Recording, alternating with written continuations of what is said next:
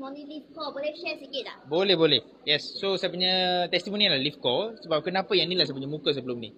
Nampak tak? Pimples banyak-banyak. Ni. So makan Livco ni dalam 1 bulan tu saya punya pimples kurang. So sekarang boleh tengok macam mana. Sudah licin.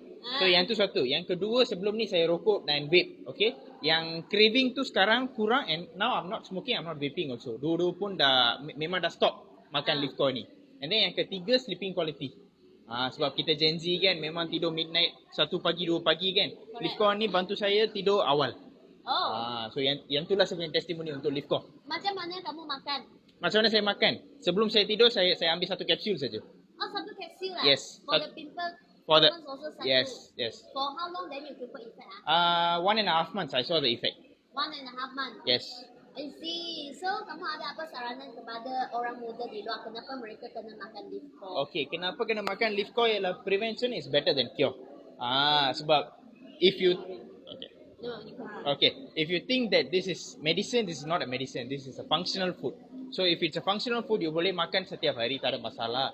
Jangan skeptical dulu. Datang try dulu. Sebab saya pun skeptical. So saya datang try makan, baru saya tengok efek itu macam mana. So yeah.